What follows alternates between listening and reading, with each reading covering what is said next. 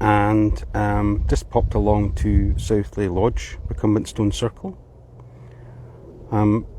This hasn't gotten very good access, although there is a gate ladder to climb over. Cars parked just across the road, so it's a very short distance, but there is a gate to climb over. So depends on what you term as good access. But having had a couple of instances recently with gate ladders, I'm very wary of them now. So yeah, just try not to slip on them. Just be careful getting over them. So here we are. It's nice and easy to get to. It's quite a small field, so you can easily see if there's any cattle or anything in them, but today it's empty. So what we've got here is essentially a recumbent setting, a smallish recumbent setting, it looks like, but the stones are pretty good. They're pretty substantial. A little bit of a topology then. So instead of being on a kind of a side of a hill or a low rise like to South Fornet that was just earlier on, this tends to be kind of seen as a bit of a middle of a kind of fairly flat plateau. It does tail off. I'll just do a quick pan round. It does kind of tail off down to a valley just beyond us where we are here. And this is me coming round to the house right in front of me, which is the recumbent that's right behind me. So it doesn't seem to be particularly aligned with any hill or monument in the distance, although the cloud might be obscuring that today.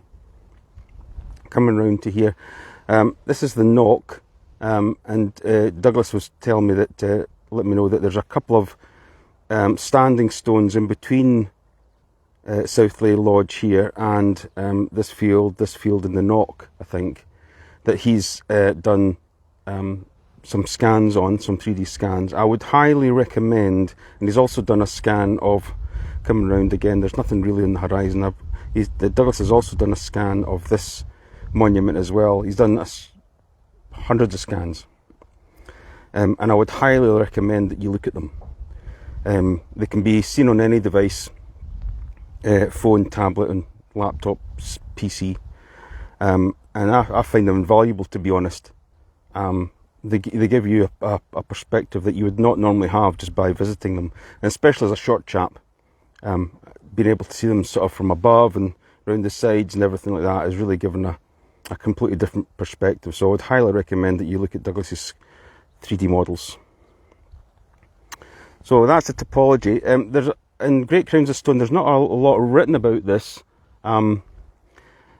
apart from a short mention that the locals were almost accused of moving and stealing the stones for their cattle to be rubbing stones. So what you might see in the middle of a field as a standing stone is getting used by cattle to scratch themselves on, because the alternative is to scratch themselves against a stone dike, which has got nothing to hold it up apart from gravity. So a cow or a beast scratching itself across a stone dike will probably collapse it and mean the cattle will get out.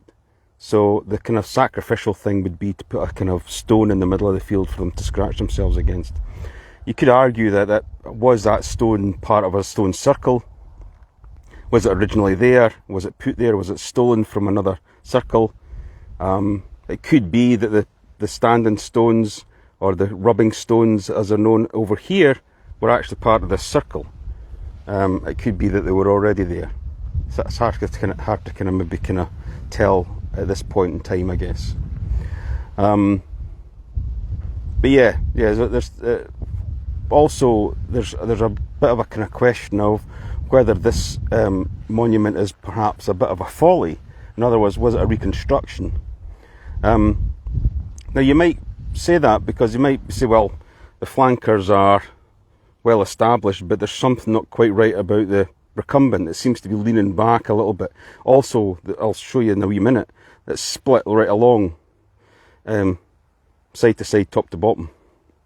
So it could have been like Easter Quartes and like New Craig, And like Loneheaded Daviat, that the stonemasons could have robbed this whole cairn, robbed this whole circle of stones, maybe split this recumbent, or it's been split due to weather, and it had maybe fallen forward, and they've basically put it back as best they can, and that's why it looks a little bit out of line.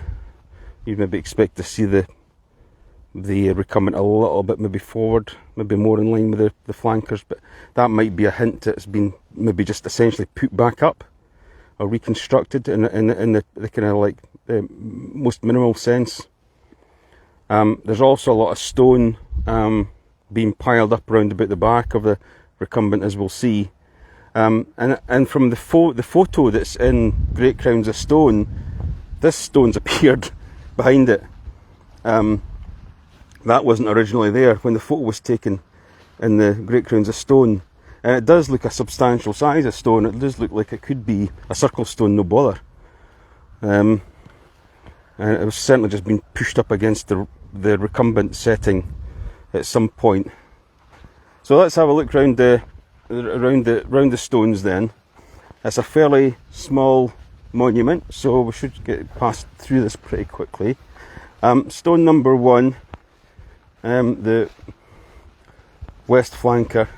You should say that the circle, if you were standing in the circle looking across the recumbent, so if I was standing here in the middle of what might be the circle and I was looking over the recumbent, I would be facing pretty much southwest. So not quite south, but southwest. So in stone number 1 is a bit of a boulder. It's almost, it's quite a wide stone, relatively flat front facing outside the circle. It's about, if I stand up next to it, it's almost 2 meters high, and it's a good 1.5 arm length across, and a good elbow to fingertip wide at the side, or as much of a side as it can be. It's a bit kind of almost triangle shaped at the back. Yeah, a bit of a boulder, not any kind of particular shape to it, I would suggest, and there's quite a bit of what might be damage to the top of it, although it's relatively domed as a stone goes. The recumbent then is I think it's 2.5, is it maybe just 2 meters across. It has a kind of chamfered section, maybe just down here. It looks like it's well buried, but it could be one of these, like I said earlier on, it could be it's maybe not embedded in a socket, it's maybe fallen forward and being put back up onto the surface. But it has got a crack along it, as we can see when we look at the top, right along here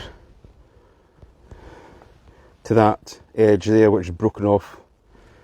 So from one side to the other, right across, and from top right all the way down to the bottom, it's cracked across, a bit like Lone-headed Daviat.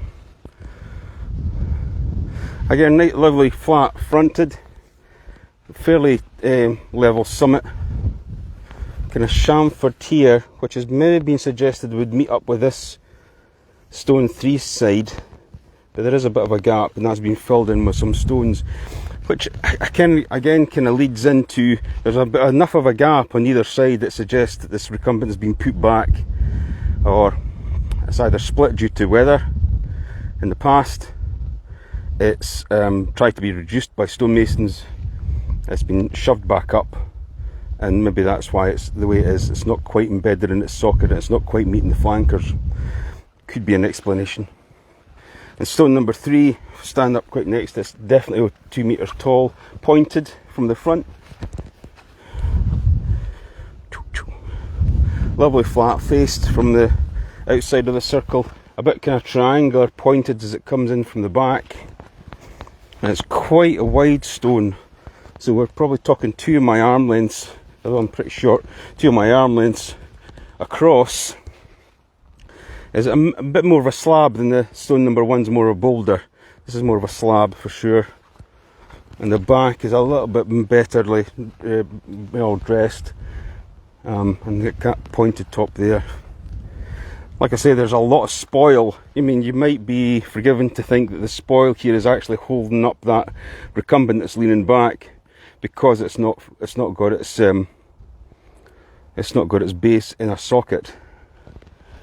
There's a few other stones. I suspect that maybe these were broken parts of circle stones. This may be like that one there. These could be parts of circle stones that could equally just be field spoil that's been dug up with ploughing. But just to kind of show you here, the split in the recumbent goes all the way across one side to the other and all the way down, as I'll try and demonstrate. So all the way back down to that lower edge and all the way down to the bottom. No real signs of any kind of shot holes or, you know, what might be kind of like chisel points. You've maybe seen these kind of videos where there's kind of strike points maybe every kind of 8 or 10 inches along, and you keep driving in pegs until you find an actual seam in the stone that splits by itself. So it could be as much of a natural weathering split as anything, but it is quite interesting that it is split. So yeah, it could be that this circle is a bit of a folly. It could be that this circle is essentially just had some light reconstruction with the recumbent being put up back to where it was. Could be that the circle stones from this circle have been moved as rubbing stones for the cattle in various fields. But it's definitely worth a visit. It's incredibly accessible, even if you were just to kind of pass. That's the road there, just on that dike. So even if you're just to pass, slow down and have a look at it, it's nice and easily accessible. And like I say, apart from maybe just getting over the gate, it's definitely worth a visit. Thanks very much for joining me.